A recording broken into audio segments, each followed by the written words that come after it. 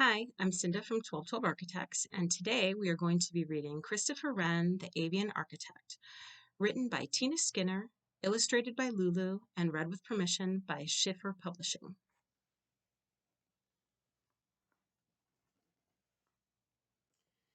Meet a wondrous wren named Christopher, a bird of no humankind fame.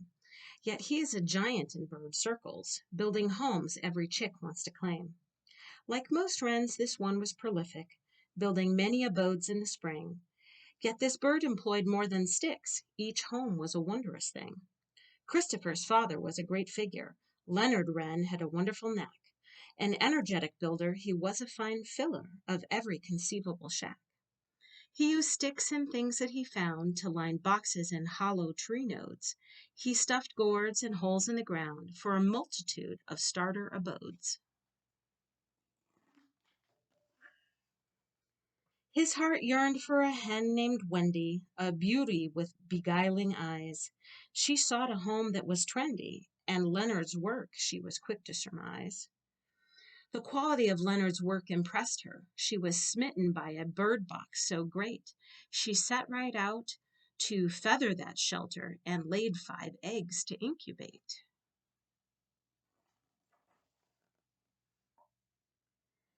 And so our Christopher was hatched, a pot-bellied and featherless wee mite. Wendy and Leonard were quickly attached. For them it was love at first sight. They nurtured their babies with zest, stuffing them with bugs and spiders.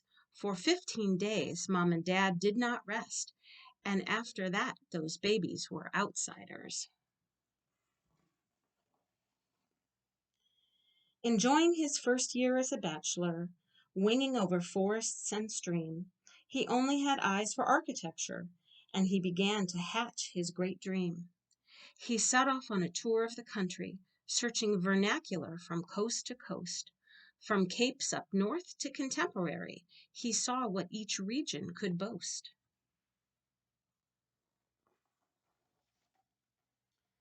The next year he embarked on his quest, something he'd been dying to do. He wanted the ultimate nest, bending all he'd been exposed to. His first project was a log cabin, each log carefully dovetail jointed. He used clay to chink the gaps within, and as an architect he was anointed.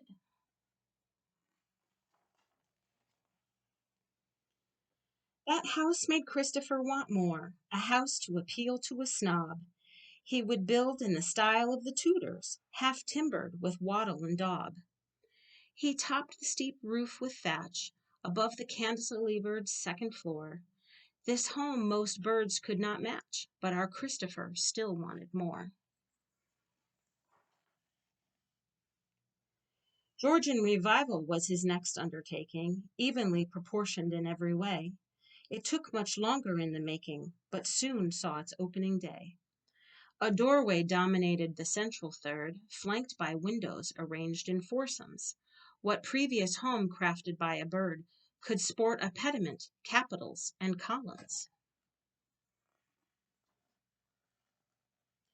Still, Christopher didn't stop there. He'd been struck by a building fever. He built an Italianate mansion with flair. This bird was an overachiever.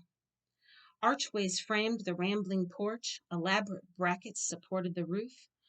A belvedere rose like a fine stately torch to this building skill's physical proof. Then Christopher tried a new method, crafting Spanish revival from stucco. The freer form helped to fulfill him, and red tiles on the roof made him loco.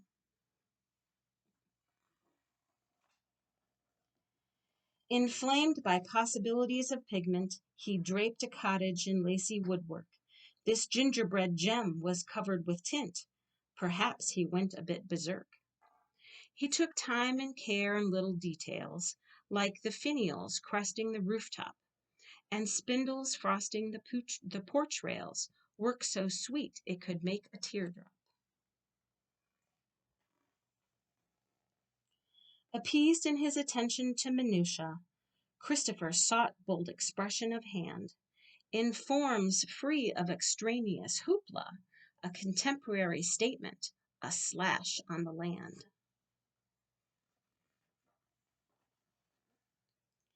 Excited by what he'd just wrought, Christopher elevated his art even higher. Filled with a stylish Art Deco thoughts, he built a monument to the flyer.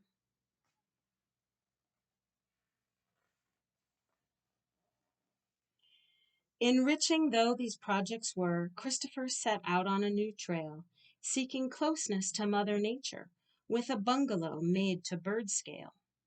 He based it on a home quite beguiling, sited on a pass through an LA suburb, a masterwork of arts and crafts styling, of earthen tones and workmanship superb. So relaxing did he find this fine dwelling, he hung a shell on timbered post and beam. Inside the possibilities were beyond telling, and Christopher hatched a new dream. Beneath that gambrel roof of his making was an interior so wide and inspiring that it invited interior decorating, a new skill for our bird to start trying. What's more, he found 10 chicks, all lined up to do his domestic bidding. They furnished those 10 homes with sticks, then laid eggs and got to work sitting. Raising budding architects was the best.